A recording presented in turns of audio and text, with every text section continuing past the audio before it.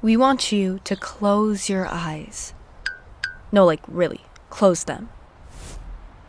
Imagine a bee flying around in its natural habitat and buzzing from flower to flower.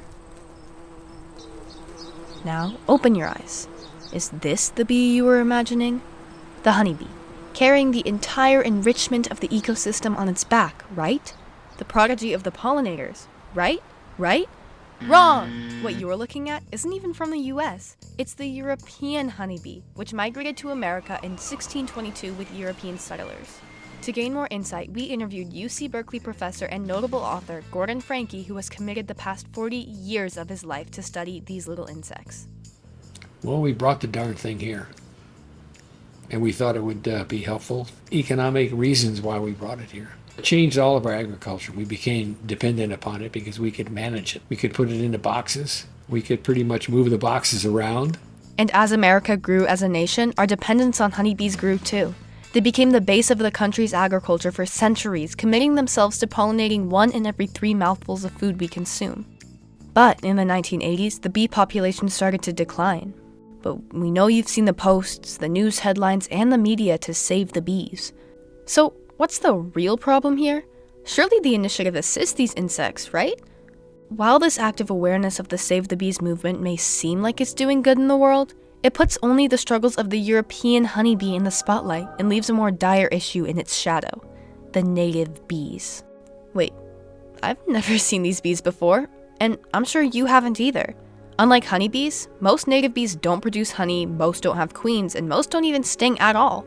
Professor McFrederick from UC Riverside, who works in entomology, gave us more information on this subject. Native bees have always occurred in America since the evolution of the first native bee, basically. The vast majority of native bees, though, are solitary, meaning there's one bee that does everything. They evolved here, and they've been a natural part of our ecosystems, and they've co-evolved with our ecosystems. Very highly adapted to the sorts of plants that naturally occur, and they're excellent pollinators for all of those native plants. According to the United States Geological Survey, native bees pollinate 80% of all flowering plants.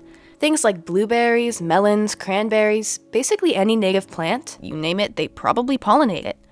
But native bees are at an even greater risk of extinction than honeybees and receive none of the press that their distant relatives do. We interviewed Nikki from the Mike and Nikki Honey Company, who have been selling delicious honey products for decades. They're pollinating things that feed the rest of the ecosystem.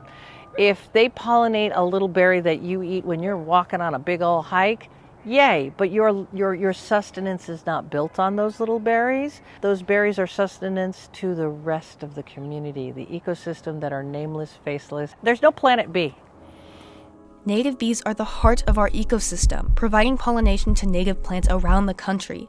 So let's have a conversation about conservation. While it's absolutely valid and absolutely necessary to study honeybee health, that is not conservation, because conservation is the practice of protecting our natural resources, right? And we shouldn't talk about honeybee conservation. We should talk about and focus on native bee conservation. The sustenance of our entire ecosystem relies heavily on the irreplaceable contribution of native bees.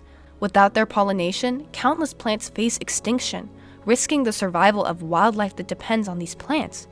This domino effect has the potential to lead to widespread global devastation, casting a dark shadow over the fate of all living beings.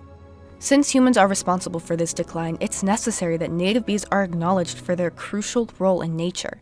They've experienced the same decline as honeybees, but without the voice they deserve. Luckily, there's a lot of stuff you can do to help preserve the native bee population. Don't use pesticides. Everything we do to sequester carbon, lower our carbon footprints, these are the things that help those pollinators. When it comes to buying plants for your garden, consider blue and purple flowers to attract native bees.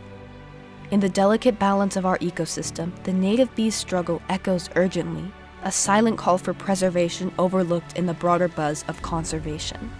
A vital reminder to widen our focus and protect these essential pollinators for their future and yours.